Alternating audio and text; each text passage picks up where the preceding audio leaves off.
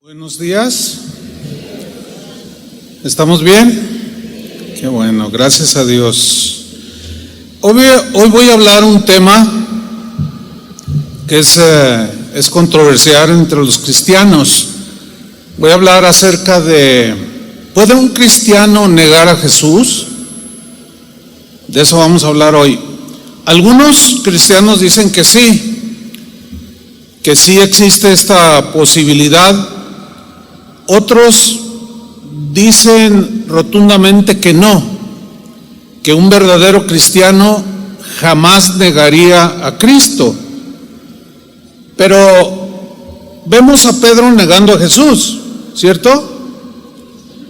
Y 3 veces, la última hasta maldiciendo.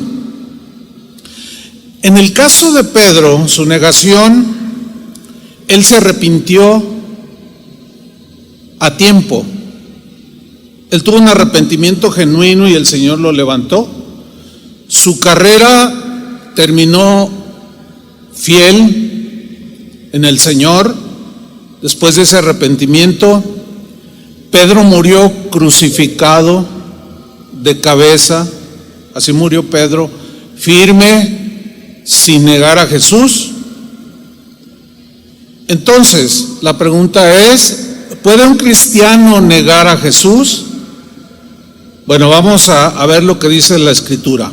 Vamos a Mateo capítulo 10, versículo 32. Son palabras de Jesús. Y dice, a cualquiera pues, aquí le está hablando a sus discípulos, y cualquiera de sus discípulos, a cualquiera pues que me confiese delante de los hombres, yo también le confesaré delante de mi Padre que está en los cielos. Y a cualquiera que me niegue delante de los hombres, yo también le negaré delante de mi Padre que está en los cielos. Bueno, estas son palabras de Jesús. Mire, los tiempos que estamos viviendo son tiempos difíciles, tiempos que no van a mejorar. Cada vez hay una adversión más notoria en contra del cristianismo, de los cristianos. Pero fíjese que ser cristiano en los tiempos de Jesús no era nada fácil. Los primeros cristianos sufrieron persecuciones despiadadas de parte de las autoridades civiles, de grupos religiosos y aún de sus propios familiares. Muchos fueron torturados, miles fueron masacrados. ¿Cuál fue su pecado? Amar y seguir a Jesús. Los primeros 3 siglos de nuestra era, los cristianos fueron perseguidos por las autoridades del Imperio Romano. Si ustedes quieren saber más sobre las persecuciones en esos primeros 3 siglos, pueden buscar en internet acerca de las 10 persecuciones que 10 emperadores romanos hicieron en contra de los cristianos. Atrocidades impresionantes. Nos faltaría tiempo para narrar cada una de ellas. Pero ¿cuál fue su pecado de esos cristianos de los primeros 300 años? Pues fue amar y seguir a Jesús. Las atrocidades contra los cristianos iban desde el despojo de sus derechos como ciudadanos, el encarcelamiento, fueron azotados, torturados y muchos llegaron al martirio. ¿Cuál fue su pecado? Entre comillas, amar y seguir a Jesús. También los cristianos de los primeros 300 años sufrieron la confiscación de sus bienes. De hecho, en Hebreos ahí viene narrado, dice, el despojo de vuestros bienes sufristeis con gozo. Ellos sufrieron la destrucción de sus propiedades, de sus escritos, de sus símbolos. Sufrieron muchas cosas para obligarlos a renegar de Jesús, a retractarse. Y para terminar negando a Jesús, y aún eran obligados a delatar a otros cristianos. ¿Cuál fue su pecado? pues amar y seguir a Jesús. Ahora, es muy importante entender que lo que dijo Jesús en los textos que leímos al principio de Mateo fueron dichos en el contexto de persecución y de sufrimiento por causa de Jesús. Esto es importante señalarlo. Vamos a leer el contexto. Vamos a Mateo 10, desde el versículo 25, para tomarle más sentido a lo que Jesús enseñó aquí. Mateo 10, 25, dice así: bástale al discípulo ser como su maestro y al siervo como su señor. Noten lo que viene a continuación. Si al padre de familia llamaron Belcebú, o sea, se refiere a él, ¿cuánto más a los de su casa? O sea, a sus hijos. Así que, dice, no los temáis. Habla de no tenerles temor por las agresiones que ellos iban a sufrir o estaban sufriendo en ese momento. No los temáis, dijo Jesús, porque nada hay encubierto que no haya de ser manifestado, ni oculto que no haya de saberse. Versículo 27. Lo que os digo en tinieblas, ese os digo es el Evangelio, la enseñanza de Jesús. Dice, decidlo en la luz. Y lo que oís al oído, o sea, el Evangelio, proclamadlo desde las azoteas. Versículo 28. Y no temáis a los que matan el cuerpo. Otra vez les vuelve a decir, no temáis a los que matan el cuerpo. Se refiere a que ellos podían llegar a ser asesinados por causa de su fe. Dice, no le tengan miedo. Dice, mas el alma no pueden matar, porque el alma es eterna y esa nadie la puede tocar. Dice, temed más bien a aquel que puede destruir el alma y el cuerpo en el infierno. Se refiere a Dios. Versículo 29. No se venden dos pajarillos por un cuarto, que era una monedita de la de menor valor. Con todo, ni uno de ellos cae a tierra sin vuestro Padre. Otra versión dice, sin que lo permita el Padre. Versículo 30. Pues aún vuestros cabellos están todos contados. Esto habla del cuidado de Dios. Jesús está diciendo, si Dios cuida a las aves, los pajarillos, hasta el más sencillo, Dios va a cuidar de ustedes. Ahora, les pueden quitar la vida por causa de su fe, de Cristo, pero el alma no la pueden matar. No le tengan miedo a los malos que tratarán de dañarlos a causa de su fe. Versículo 31, así que no temáis. Van 3 veces que dice, no tengan temor, más valéis vosotros que muchos pajarillos. Ahora, aquí en el versículo 32 es donde están los versículos que leímos al principio. A cualquiera pues que me confiese delante de los hombres, yo también le confesaré delante de mi Padre que está en los cielos. Y a cualquiera que me niegue delante de los hombres, yo también le negaré delante de mi Padre que está en los cielos. Está notando que en el contexto de negar o de confesar y negar, está la persecución, está la agresión que los cristianos sufren por causa de Cristo.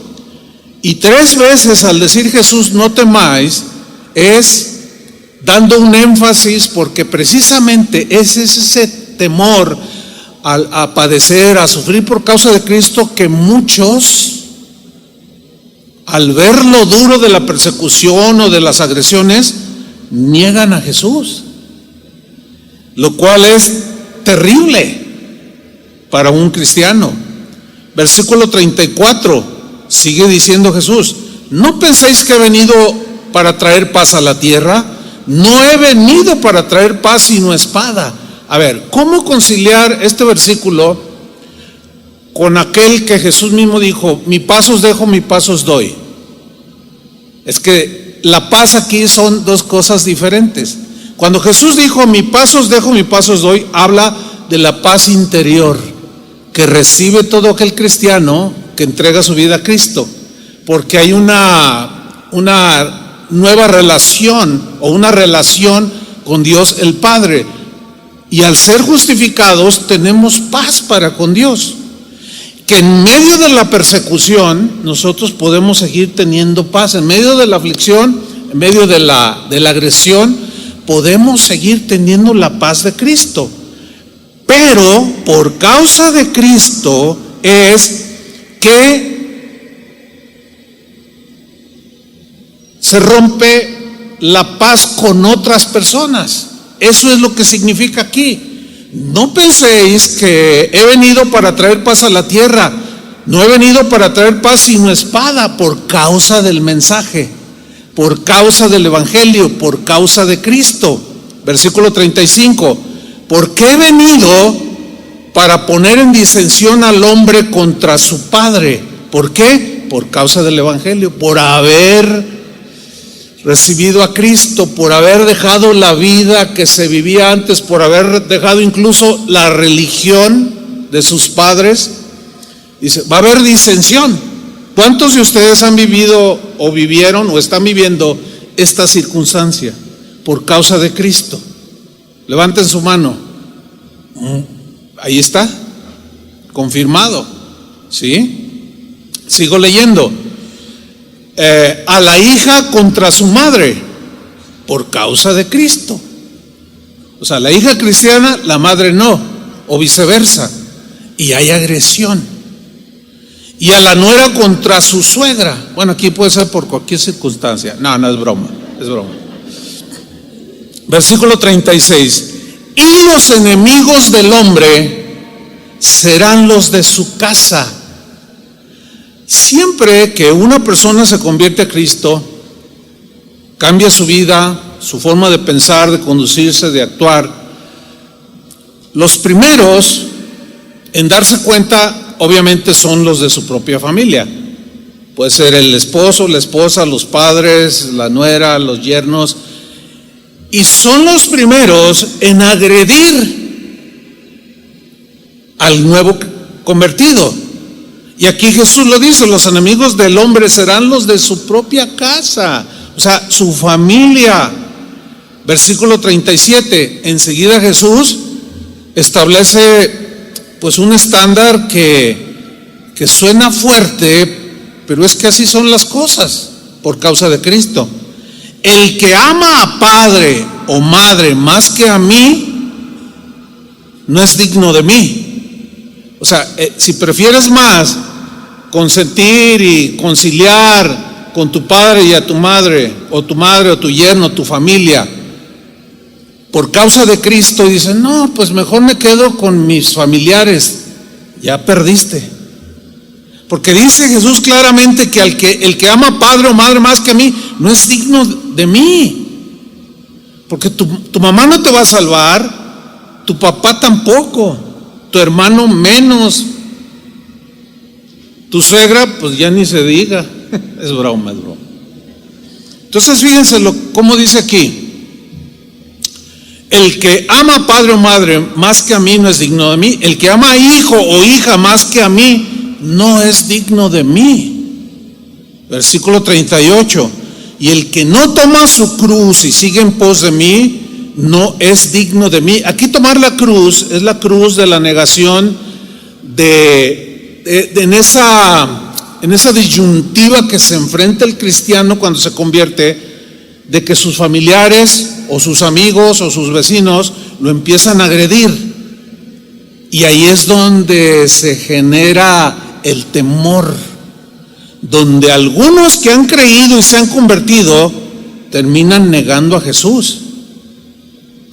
Esa es la advertencia que el Señor nos hace desde ahorita, porque las cosas, hermanos, no van a mejorar.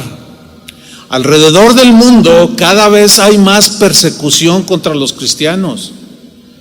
Por ejemplo, un país como Estados Unidos, que se precia ser el país más democrático del mundo, donde la gente es supuestamente libre, Tú en la universidad o en los medios no puedes hablar de Jesús porque todos se te van encima, pero sí puedes hablar de Alá, de Buda, de Krishna, de cualquier otro Dios menos de Jesús, de cualquier otro libro sagrado menos de la Biblia. Qué cosas, ¿no? Y México para allá va. Y no solo México, todos los países, porque están legislando cosas que son totalmente anticristianas, y ahí es donde nos las vamos a ver difíciles. ¿Qué vamos a hacer? Bueno, el Señor a través de esta palabra quiere advertirnos para que estemos firmes, porque no va a ser fácil.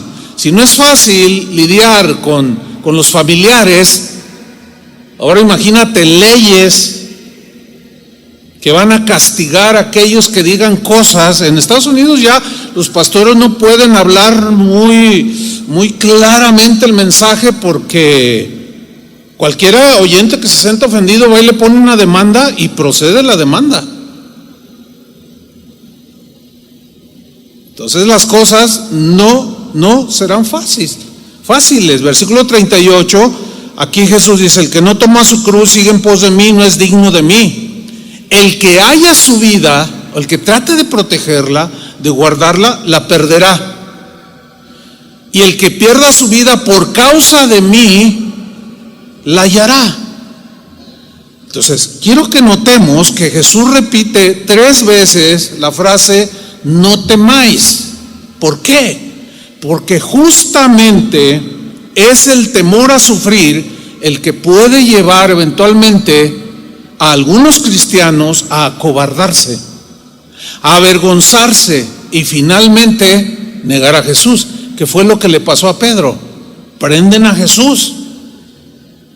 Él llega ahí al atrio de donde tenían a Jesús. Hay personas y una señora lo ve y dice: tú eres de ellos. Y él dice: no, me estás confundiendo. Sí, no, tú sigues a Jesús. No, ni lo conozco. ¿Por qué reaccionó así? Por el temor.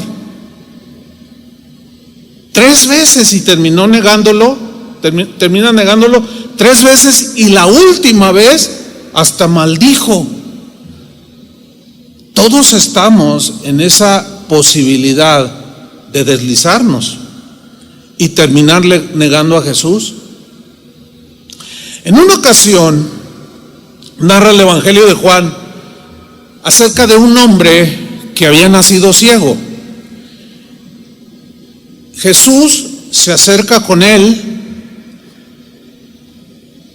lo sana, el hombre recibe la vista. Todos los que conocían a este ciego de nacimiento se sorprendieron, se maravillaron de tan grande milagro, y el rumor o la noticia corrió por todos lados. Llegó la noticia a las autoridades civiles, llegó la noticia a las autoridades religiosas de ese tiempo. Fueron con el que había sido ciego y le preguntaron: ¿quién te sanó? Pues un hombre. No, es pecador. Yo no sé si sea pecador. Yo solo sé que no veía y ahora veo.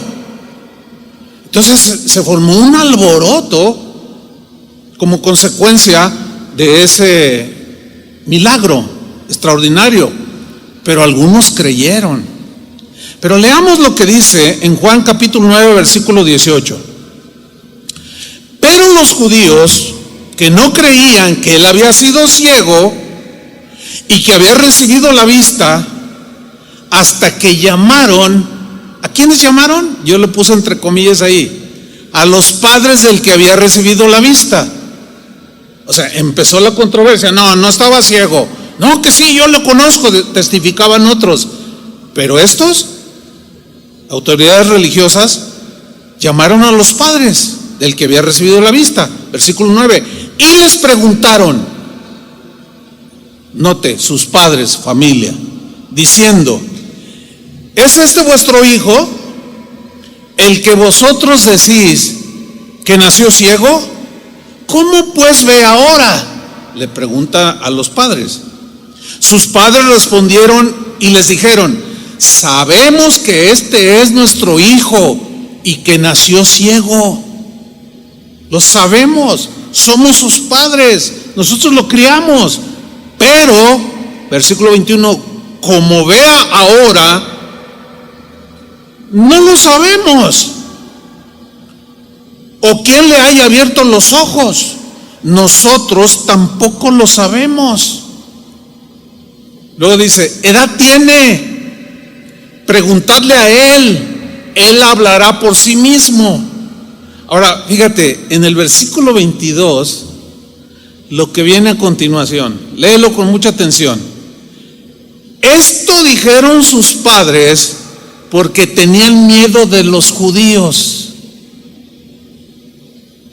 Por cuanto los judíos ya habían acordado que si alguno confesase que Jesús era el Mesías, fuera expulsado de la sinagoga. Ahí está. Por eso dijeron sus padres, edad tienen, pregúntale a él. O sea, ellos se zafaron del asunto. Dijeron, no. Nosotros, miren, se deduce que cuando ellos ven a su hijo viendo, se maravillaron. Y dijeron, wow, y se alegraron de ver a su hijo sano. Sin embargo, había llegado a sus oídos de que todo aquel que confesara que Jesús era el Mesías iba a ser expulsado de la sinagoga. Y ahí es donde entraron en conflicto. Sin duda que cuando ellos recibieron de él mismo, de su hijo, la noticia de cómo es que había visto, un hombre me sanó, dicen que es el Mesías.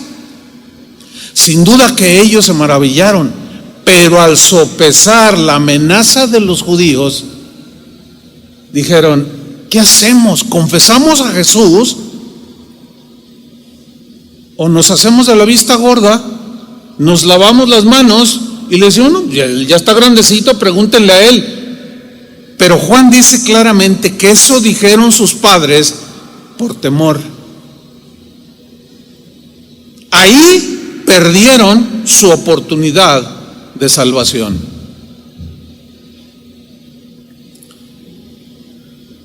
Enseguida, los fariseos interrogaron al que había sido ciego por segunda vez.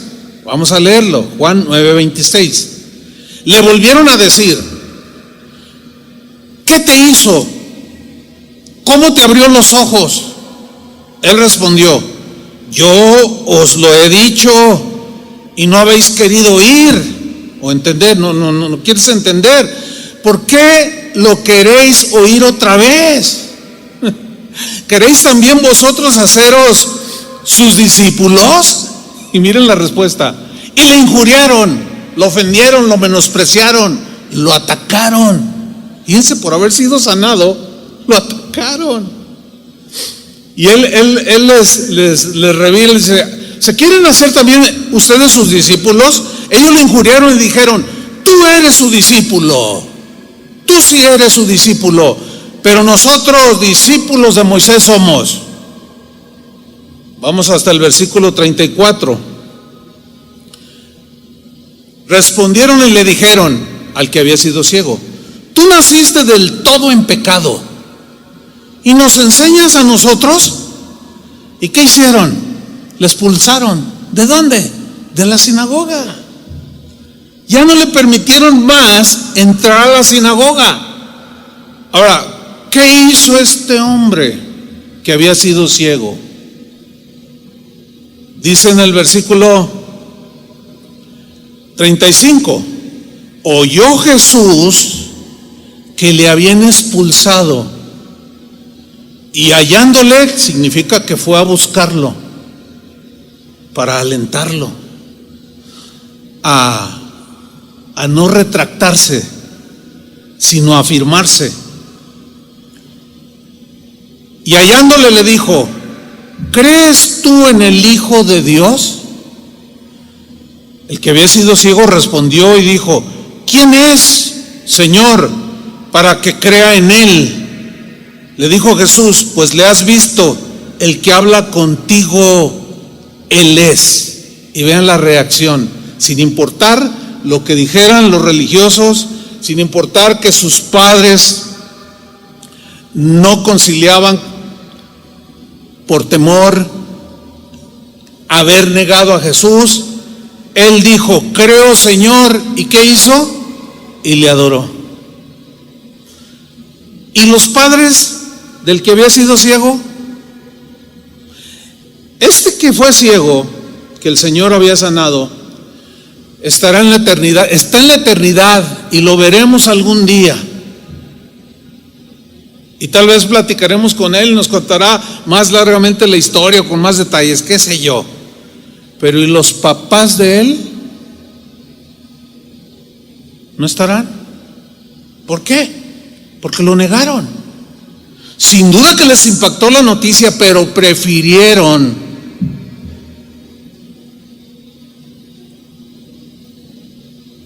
hacerse de lado de los religiosos que confesar a Jesús.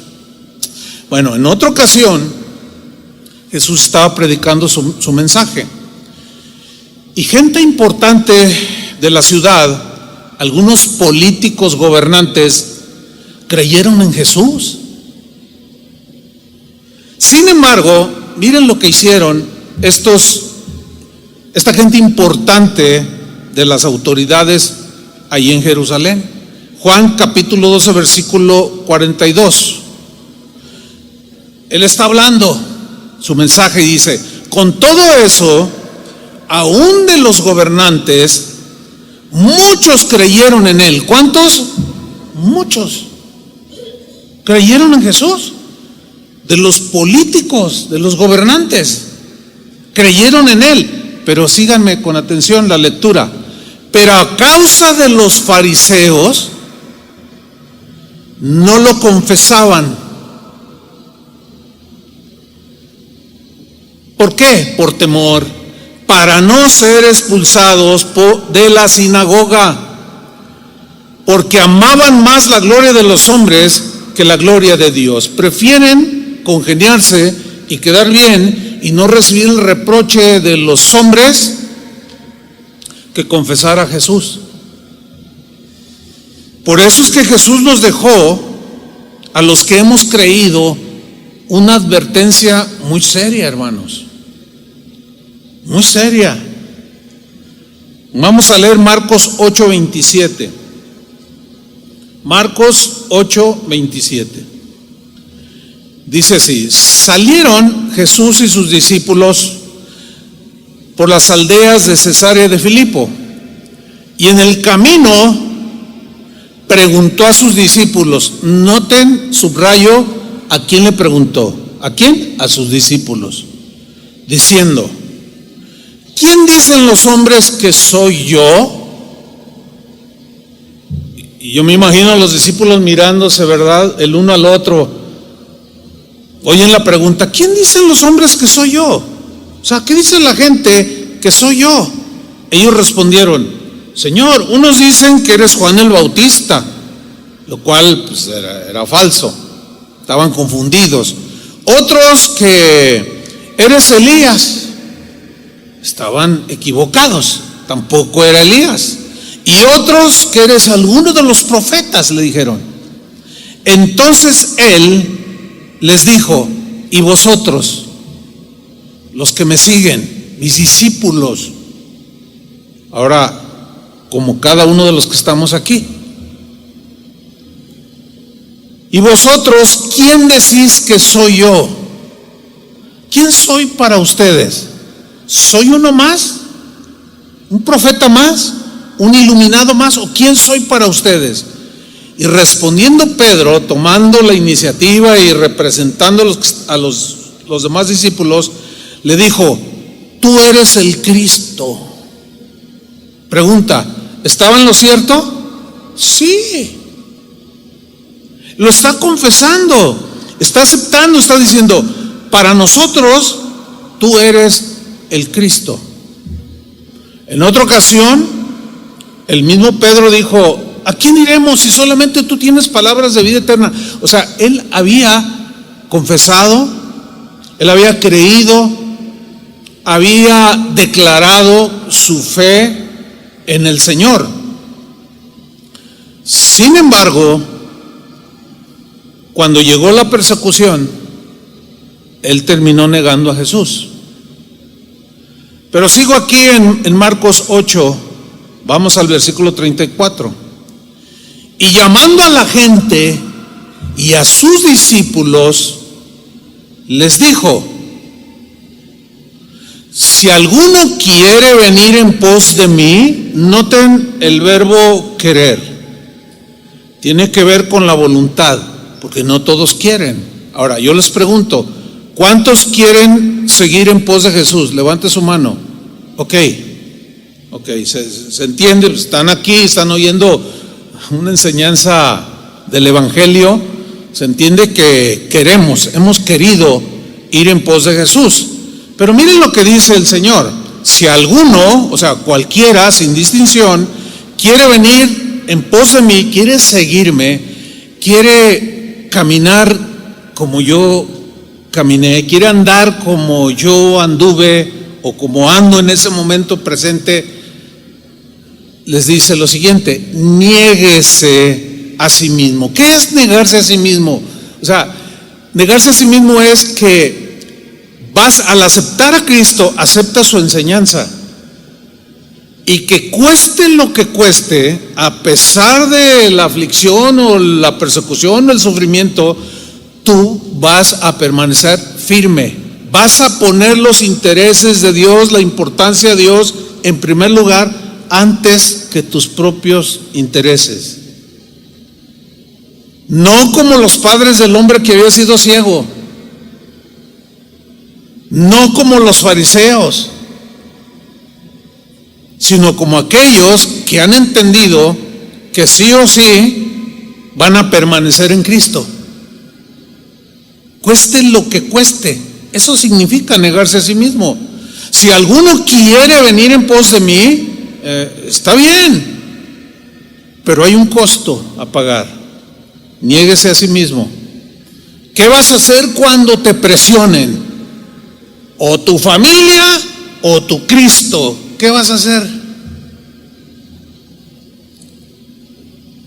O renuncias a tu cristianismo o te corremos del trabajo, lo cual es un abuso impresionante. Sin embargo, sucede, ¿Qué vas a hacer? ¿Se acuerdan que Juan dijo que sus mandamientos no son gravosos? Bueno, son gravosos y difíciles para el que no ama suficiente a Cristo. Entonces, aquí es donde tenemos que afirmarnos, hermanos. Tenemos que permanecer en Él, cueste lo que cueste, porque a fin de cuentas, ¿qué es la vida? ¿Qué tantos años vamos a vivir en esta tierra comparado con la eternidad que vamos a vivir con Él? Para que en un momento así lo neguemos, reneguemos de Él, o en todo caso alguien decida preferir las cosas de este mundo, la amistad de sus amigos y aún el lazo familiar, y terminen negando a Cristo. Eso sería terrible, porque estamos hablando de la eternidad, y aquí es donde muchos se vuelven para atrás, terminan negando a Jesús. Hace no mucho hablaba con un pastor y me decía: oye, Chuy, en 40 años que tiene casa de oración, ¿cuánta gente ha pasado por casa de oración? Le dije: no, miles de personas. Y luego me pregunta: ¿y cuántos crees que han permanecido? Le digo: mira, eso no lo puedo saber. Sin embargo, sí me he dado cuenta que muchos hoy lo niegan. Pero también hay testimonios como aquel joven, lo recuerdo perfectamente, que era hijo de uno de los hombres más ricos de acá de la zona alteña, de Tepa y todo eso, que hay gente muy rica ahí, son ganaderos, tienen mucho dinero, Y cuando él se convirtió, cuando entregó su vida a Cristo, el primero que se puso en contra del muchacho, que sigue en los caminos del Señor, por cierto, fue su papá. Y vino el ataque inmediato, a los 2-3 días de haberse convertido. Y le dijo: ¿sabes una cosa? Has traicionado la religión de tus antepasados. A mí me has traicionado. Por consiguiente, hoy tienes que decidirte. Si tú sigues a Cristo, decides seguir a tu Jesús, tu nueva religión, así le dijo el hombre, o decides continuar como antes. Y él le dijo: no, yo decido seguir a Cristo. Y el papá le dijo: en este momento quedas desheredado, ni un centavo para ti. Y él dijo: papá, no me interesa el dinero, me interesa más Cristo, porque yo puedo tener todo el dinero del mundo, ¿y qué voy a dar rescate por mi alma? Y se afianzó, y el padre lo corrió. Y cuando me está contando este muchacho, que hoy ya está casado, me dice: ¿sabe qué, pastor? Cuando yo dije yo sigo a Jesús, sentí un gozo indescriptible, inexplicable, porque me estaba corriendo, me estaba desheredando, y sin embargo sentí mucha paz y alegría. Dije: porque decidiste confesar a Jesús, y de eso no te vas a arrepentir, de haber sido tajante y con mucha convicción para seguir a Jesús y no negarlo. Pero también hay testimonios contrarios de gente que caminó con él, con el Señor, pero vinieron las situaciones difíciles y muchos negaron. Es más, de hecho, hay gente que hasta blasfema el día de hoy y niega rotundamente: pues sí, yo estuve allí, pero es que no pensaba, es que no sé cuánto, y terminan negando a Jesús. Triste situación. Volvamos aquí al Evangelio. Versículo Marcos 8:36, porque aquí viene: ¿qué aprovechará el hombre si ganare todo el mundo o todas las riquezas del mundo y perdiere su alma? ¿Qué le va a aprovechar? Versículo 37, ¿o qué recompensa dará al hombre por su alma? ¿Podrá acaso decirle a Dios: te doy todo mi dinero, pero no me mandes a la condenación? Pues no, porque todo le pertenece a Él. Acuérdense que nosotros nada más somos administradores. Y luego dice en el versículo 38, porque el que se avergonzare de mí, aquí está, y de mis palabras, en esta generación adúltera y pecadora, refiriéndose ahí al presente, pero así ha sido siempre este mundo, adúltero y pecador. Vivimos en una generación semejante. Y Jesús dice: porque el que se avergonzare de mí, de mis palabras, en esta generación adúltera y pecadora, el Hijo del Hombre, o sea, Él, ese era un título con el que se nombraba a Jesús, porque el Hijo del Hombre se avergonzará también de Él cuando venga en la gloria de su Padre con los santos ángeles. Todos aquellos que en la actualidad se han avergonzado y no se han arrepentido, lo han negado, se han avergonzado de Jesús, de su mensaje, de haber caminado, todavía están a tiempo de volver. Dios es misericordioso y paciente, no queriendo que ninguno perezca, sino que todos se arrepientan. Y los que una vez caminaron con Jesús, pero algo sucedió en el camino y se avergonzaron y negaron y blasfemaron y maldijeron, igual que Pedro, todavía es tiempo. Llegará un día en que ese tiempo terminará.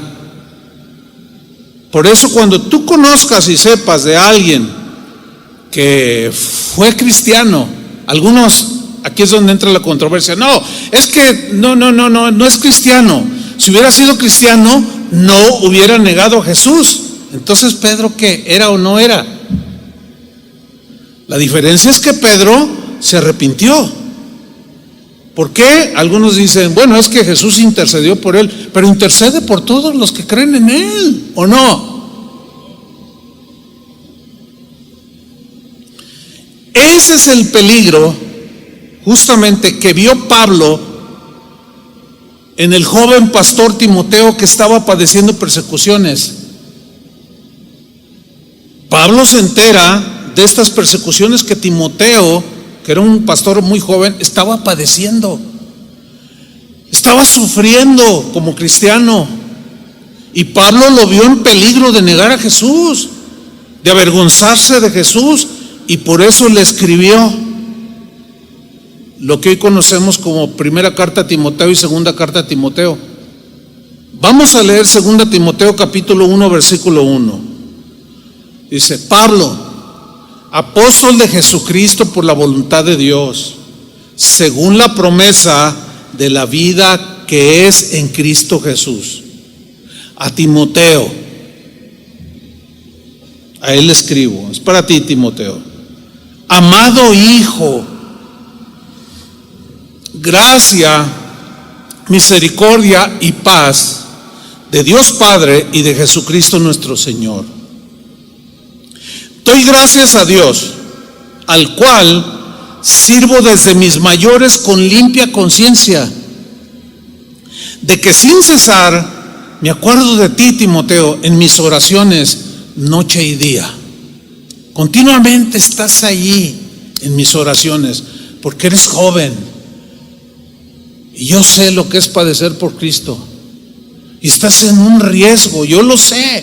He recibido información de todo el sufrimiento que estás padeciendo, la persecución, pero que te estás atemorizando. Vamos a leerlo más abajo. Dice el versículo 4: deseando verte, al acordarme de tus lágrimas. Sus lágrimas aquí eran cuando Timoteo se daba cuenta y veía el sufrimiento de Pablo por causa de Cristo. Dice: me acuerdo cuando tú llorabas al ver mis pruebas, mis aflicciones y mis luchas por causa de Cristo, y yo me acuerdo de tus lágrimas. Estas me llenan de gozo, dice, porque yo veía en ti, Timoteo, ese hombre fiel. Pero miren lo que viene a continuación, versículo 5. Dice Pablo: trayendo a la memoria, al recuerdo, la fe no fingida que hay en ti. Yo sé que eres genuino, Timoteo, como sin duda es la fe de ustedes.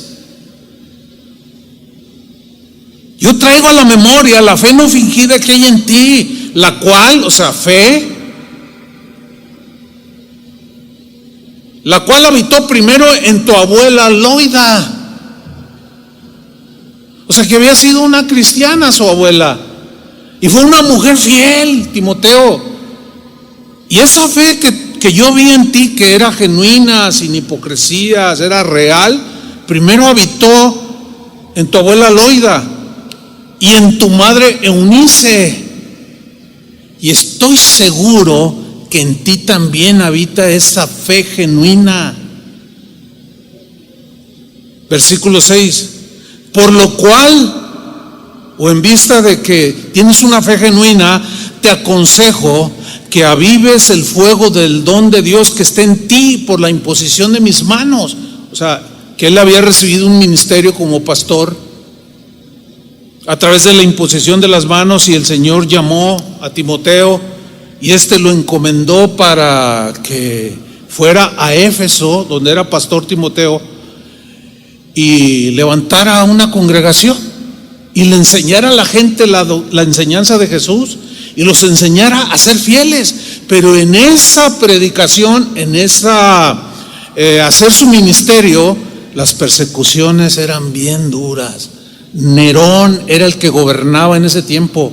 De hecho, Pablo murió bajo el gobierno de Nerón, decapitado. Pedro también de cabeza, y todos los discípulos.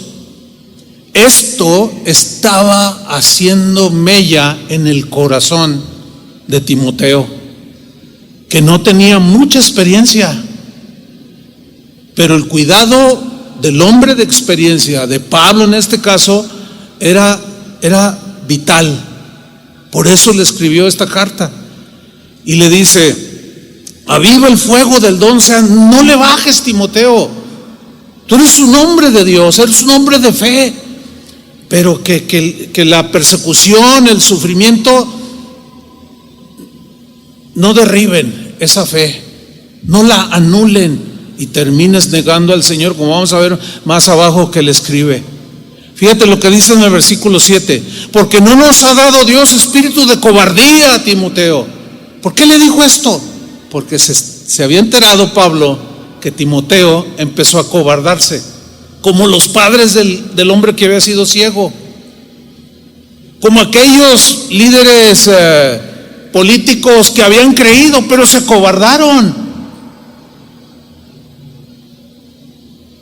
y decidieron mejor seguir la gloria de los hombres y lo negaron a Jesús. Dice: no, Timoteo, mira, Dios no nos ha dado espíritu de cobardía, sino de poder, de amor y de dominio propio.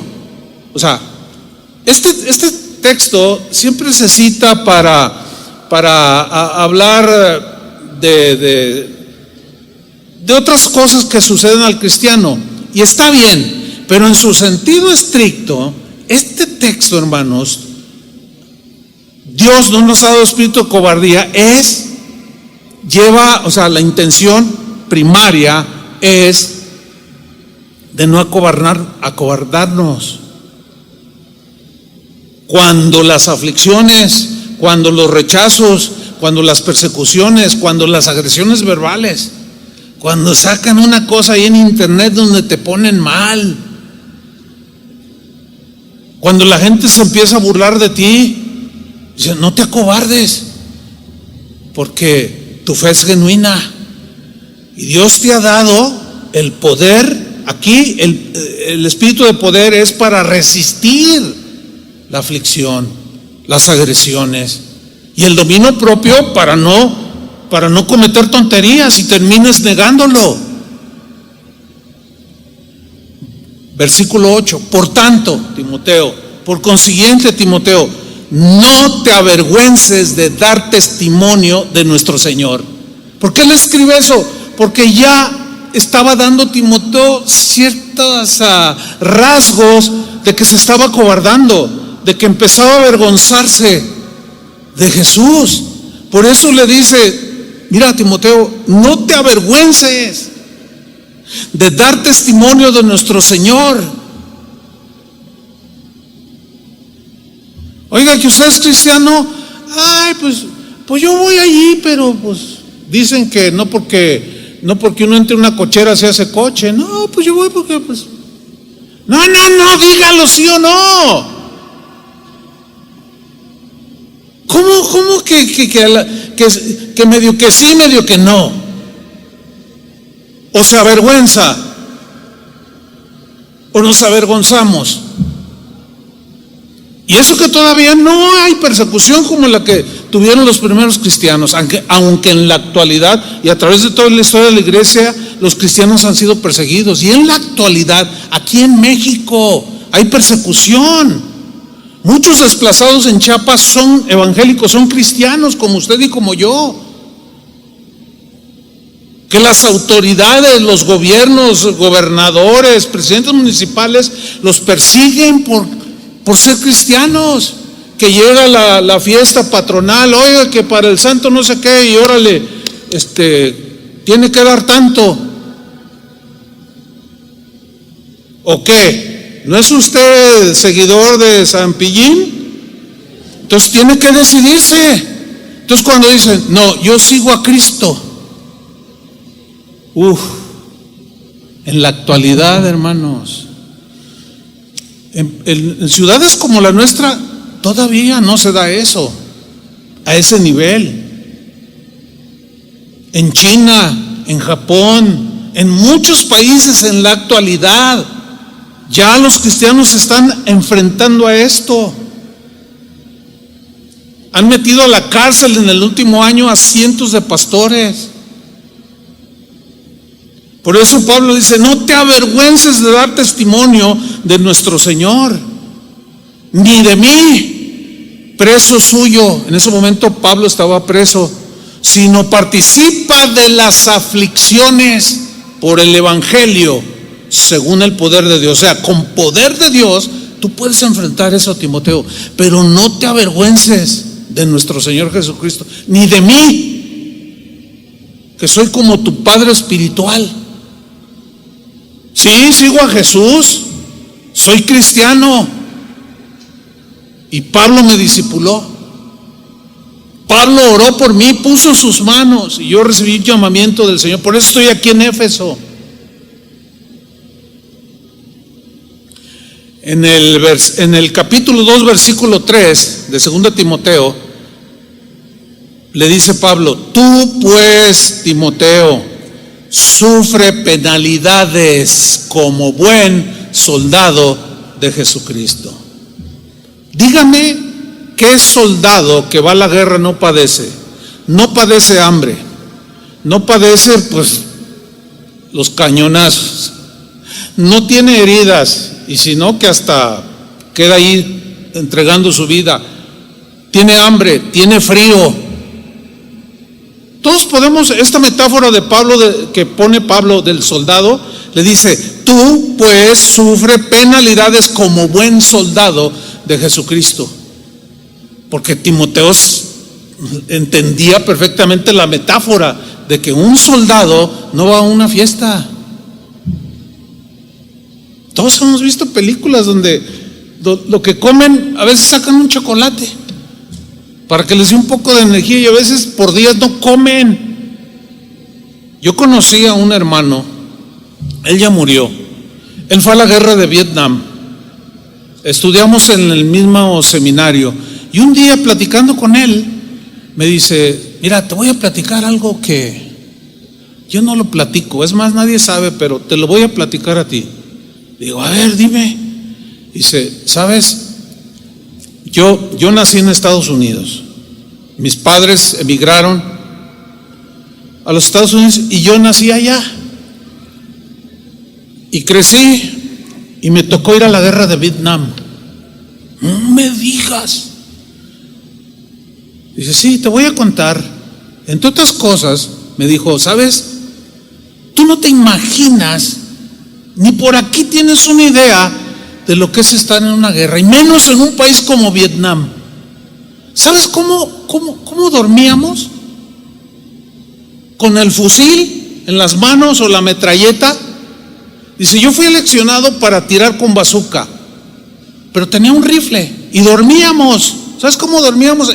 En los pantanos dormíamos de pie. ¿Cómo de pie? Nos sumíamos en los pantanos, poníamos unos troncos que estuvieran aquí abajo de nuestros brazos, con el fusil aquí, y nos dejábamos caer, nos tapábamos con ramas, porque eran tremendos los vietnamitas y nos emboscaban, y dormíamos así. Mira, Chuy, unas sanguijuelas de este tamaño nos succionaban, era horrible. De hecho, él quedó muy afectado, pero la gracia de Dios fue maravillosa y sanó todo eso en él.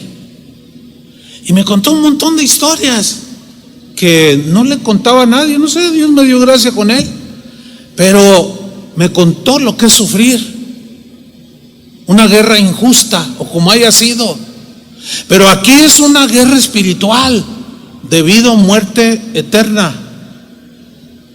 Y le dice Pablo: tú pues sufre penalidades como buen soldado, porque hay malos soldados, hay desertores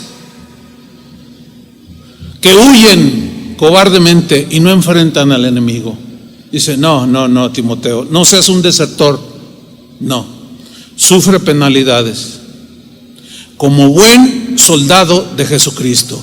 Y en el mismo capítulo, en el versículo 11, le dice lo siguiente a Timoteo: palabra fiel es esta. O sea, te estoy diciendo la verdad, Timoteo. Si somos muertos con Él, o sea, le está diciendo, es posible que tú mueras por Cristo. Es posible el martirio para ti, Timoteo. Palabra fiel es esta: si somos muertos con Él, o sea, aguanta, Timoteo, aún si llegara la muerte, también viviremos con Él, pero fiel. Versículo 12: si sufrimos, también reinaremos con Él. Si le negáremos, Él también nos negará.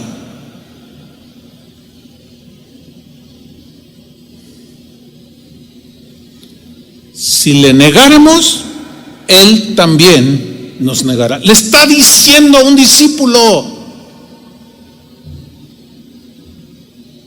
Esa controversia de que si un cristiano no puede negar al Señor, porque pues un verdadero discípulo no niega a Jesús. Bueno, entonces ¿por qué Pedro lo negó? ¿Y por qué Pablo insiste con esa vehemencia, con ese énfasis? Timoteo, no te acobardes, no te avergüences. Y luego le dice, más claro no puede ser.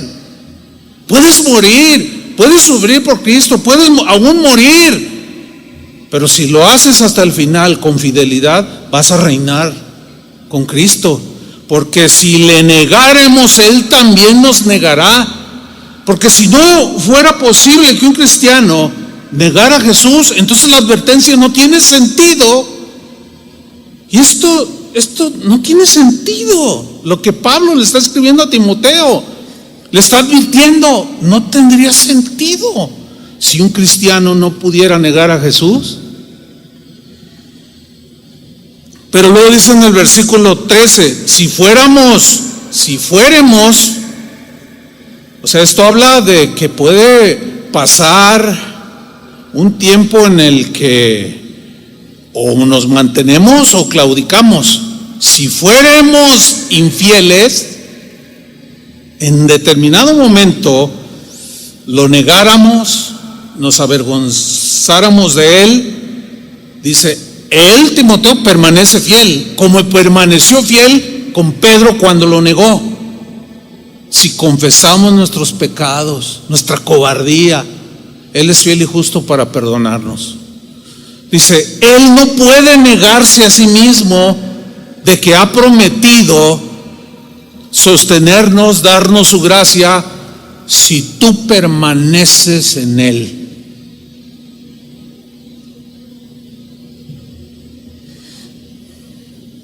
Entonces, para animar a Timoteo a ser valiente y que no se acobardara, Pablo sigue insistiendo y le dice a Timoteo, mira, yo mismo he padecido y me he mantenido. Sigue mi ejemplo, Timoteo. Le dice eso en 2 Timoteo 1:12. Por lo cual, dice, asimismo padezco esto. Esto es la prisión, literal, ahí. Timoteo, por esto, o sea, por permanecer fiel a Él, por no avergonzarme, por testificar de Jesús, por ser fiel, padezco esto. Prisión, literal, estaba en el calabozo. Mira lo que viene a continuación. Pero no me avergüenzo. No me avergüenzo, porque yo sé a quién he creído. 2 Timoteo 2:8 le dice a Timoteo, acuérdate de Jesucristo, del linaje de David, resucitado de los muertos conforme a mi evangelio, en el cual, evangelio, sufro penalidades, hasta prisiones, como si fuera un malhechor, como si fuera un delincuente. Por tanto, todo lo soporto por amor de los escogidos. ¿Qué está diciendo aquí Pablo? Yo no quiero ser piedra de tropiezo. ¿Cuántas historias usted ha oído de gente que se empezó a seguir a Jesús, pero vino todo esto y comenzaron a avergonzarse y ya no siguen a Jesús? Es más, hay gente que me comenta: fíjese, pastor, que el que me habló a mí de Cristo ahora reniega de él, y ahora yo le digo: oye, si tú con tanto énfasis y de manera tan insistente me hablabas de Jesús, y ahora tú, mira nada más. Pues es que estaba medio tonto. Es que no, ¿cómo que estabas medio tonto? ¿Qué te pasó? ¿A cuántos les ha pasado esto? Que los que te hablaron de Cristo se echaron para atrás después. Levanten su mano. Miren. Ahí está. Pablo dice: todo esto lo soporto por amor a los escogidos. Los escogidos son los que creen en Cristo, los que están en Cristo. O sea, padezco prisiones y todo con tal de que la gente oiga el evangelio. Pero si yo me avergüenzo, si yo me echo para atrás, seré una piedra de tropiezo. Y tú también, Timoteo. Por eso le dijo todo lo que ya hemos leído: sufre penalidades, no te avergüences, porque si tú lo niegas, Él te va a negar. Luego sigue diciendo Pablo, 2 Timoteo 3:11: persecuciones, padecimientos como los que me sobrevinieron en Antioquía, en Iconio, en Listra, persecuciones que he sufrido, y de todas me ha librado el Señor. O sea, sigo fiel. ¿Por qué? Porque confío en Él, porque yo sé que Él me va a dar mi galardón. Y termina Pablo diciendo en 2 Timoteo 4:7: he peleado la buena batalla. Dios me ha fortalecido, me ha dado su gracia, he sido valiente, he tenido pruebas.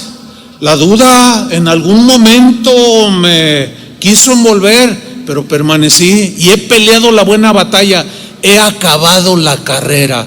En ese momento Pablo dice: yo ya estoy próximo al final, he acabado mi carrera. Tú la estás empezando, Timoteo. ¿Qué vas a hacer? Mantente firme, permanece en Él. Y termina Pablo diciendo: he guardado la fe. Y en el siguiente versículo dice: por lo demás me espera la corona de justicia, la corona, la recompensa de Dios por haber permanecido fiel. Termino con esto. En estos días finales, en estos días que vienen, que estamos por entrar en ellos, que serán más difíciles, solo hay dos cosas que debemos hacer. Si las hacemos, estaremos del otro lado. Juan, el apóstol,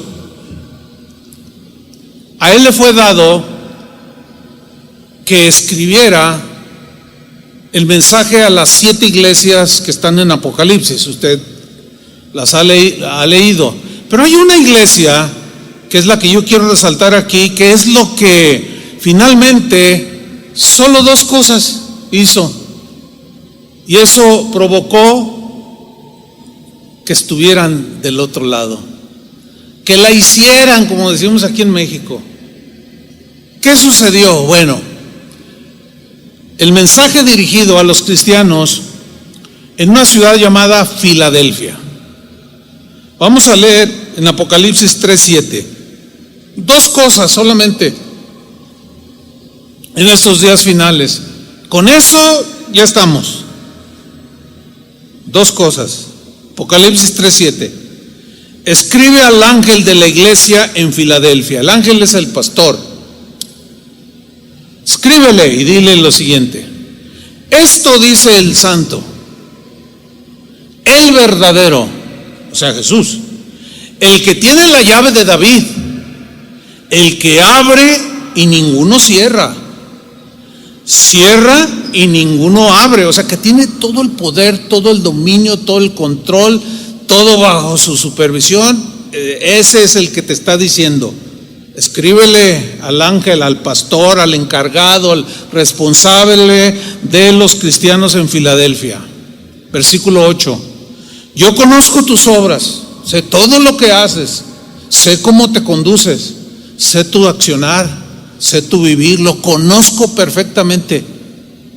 He aquí, este es el mensaje, he puesto delante de ti una puerta abierta,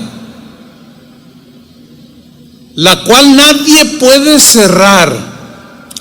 Muchos comentaristas dicen que esta puerta abierta se refiere a la oportunidad de predicar el evangelio, pero que eso le podía costar muchas cosas, ¿no? La vida misma. He puesto delante de ti una puerta abierta, la cual nadie puede cerrar. Lean con atención lo que sigue. Porque aunque tienes poca fuerza, dos cosas has hecho. Número uno, has guardado mi palabra. No te avergonzaste de mí ni de mis palabras. Has guardado mi palabra y no has negado mi nombre. Solo dos cosas. Has guardado mi palabra, has permanecido, has andado como yo anduve, has permanecido fiel. Te llegó la persecución, no tenías fuerza. Muchas puertas se te cerraron, tuviste aflicciones, hasta pobre materialmente te volviste por causa de mí, porque a los primeros cristianos los corrían del trabajo, les destruían sus negocios o los boicoteaban. No les compren eso porque son cristianos, y se iban a la quiebra y entraban muchos en una pobreza extrema, pero se mantuvieron. Dos cosas. Número uno, has guardado mi palabra y no has negado mi nombre. Haz estas dos cosas, hagamos estas dos cosas y ya lo hicimos. Guardemos su palabra, permanezcamos fieles. El otro día alguien me dijo: oye, pastor, dice, fíjate que vi un video tuyo que tiene más de 30 y tantos años. No me digas. ¿Un video?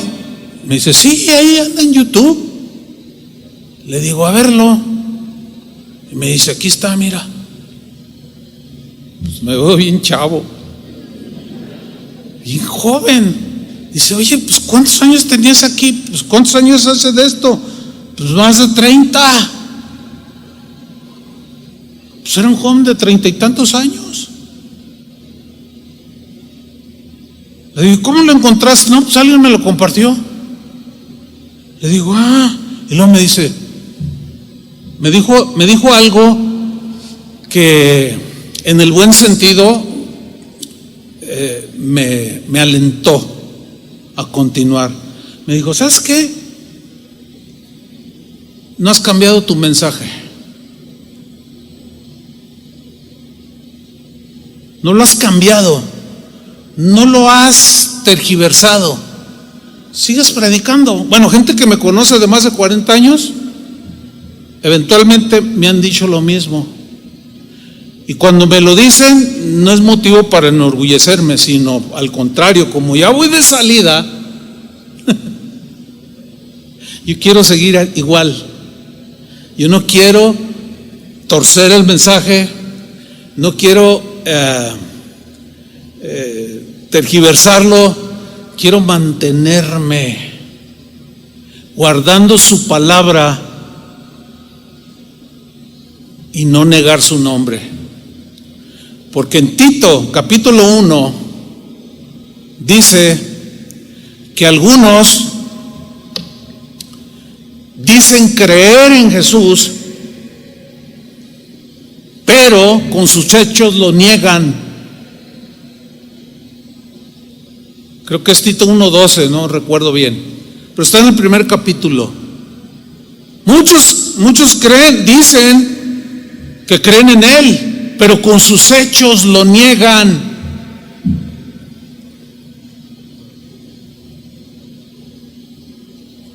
que al correr de los años, el final ya está muy cercano, no sé cuánto tiempo faltará, pero lo que resta, hermanos, que permanezcamos fieles en su palabra. ¿Cuántos dicen amén? Y que nos mantengamos sin avergonzarnos de él. Ahora, en el versículo 10, miren lo que dice Jesús: por cuanto has guardado la palabra de mi paciencia, o sea, o con paciencia has guardado mi palabra, también se puede traducir así. Yo también te guardaré de la hora de la prueba que ha de venir sobre el mundo entero, para probar a los que moran sobre la tierra. O sea que las cosas no van a mejorar, se van a poner terribles. ¿Saben? No sé a qué punto te afectó el saber la posibilidad que existe real de una tercera guerra mundial con Rusia y Ucrania. Pero mucha gente de aquí que está bien lejos, unos dicen está bien lejos, hasta acá no nos llega. Nomás un botón que aprieten, adiós todo el mundo. Pero hay gente que lo piensa a lo mejor como con más atención y tienen miedo, tienen temor. Hermanos, se los he dicho a través de los años. Si usted es de reciente conversión o tiene poquitos viniendo a casa de oración, por años yo les he dicho, las cosas no van a mejorar. Entiéndanlo, no van a mejorar, se van a poner peor. Y aquí Jesús lo dice, entre una promesa y una advertencia: por cuanto has guardado la palabra de mi paciencia, yo también te guardaré de la hora de la prueba. Aquí la prueba es todo el desastre que vendrá sobre este mundo, para probar a los que moran sobre ella. Versículo 11: he aquí yo vengo pronto, retén lo que tienes, para que ninguno tome tu corona. Al que venciere, esa frase, al que venciere, habla de la posibilidad de ser derrotado. Al que venciere, o sea, no cualquiera, al que venciere, o sea, al que no se avergüence de él, al que guarde su palabra y no niegue su nombre y enfrente lo que sea. Al que venciere, yo lo haré columna en el templo de mi Dios, y nunca más saldrá de allí, y escribiré sobre él el nombre de mi Dios y el nombre de la ciudad de mi Dios, la nueva Jerusalén, la cual desciende del cielo de mi Dios, y mi nombre nuevo, vencedor. Este se mantuvo fiel hasta el último momento de su vida. Estimados hermanos y oyentes y los que estén viendo a través del internet, al menos ustedes no podrán decir: a mí nunca se me dijo que esto iba a ser difícil. Muchos predicadores dicen: no, si yo hablo así se me van, al infierno se te van. Predicador, no podemos castigar ni diluir el mensaje. Esta es la verdad del evangelio, hermanos. Si alguno se avergüenza de mí, yo me voy a avergonzar de él en aquel día. Si alguno me negare, yo también lo voy a negar. Nunca te conocí, hacedor de maldad. Hermanos, permanezcamos fieles. Él no nos ha dado un espíritu de cobardía, nos ha dado fuerza, nos ha dado el poder de su espíritu. La palabra de Dios es poderosa para mantenernos firmes hasta el final. Y un día todo esto terminará y los fieles estarán con el Señor y los infieles no. Oremos, hermanos. Señor, te damos muchas gracias. Sabemos que tu advertencia es clara. Algunos debaten, pero Señor, más claro que esto no puede haber. Tu palabra dice: el que piense estar firme, mire que no caiga. Guárdanos, Señor, de la maldad de este mundo. Guárdanos, Señor, en medio de las tentaciones. Guárdanos en medio de las aflicciones, para no negar tu nombre, para no avergonzarnos de tu palabra, Señor, y que permanezcamos fieles.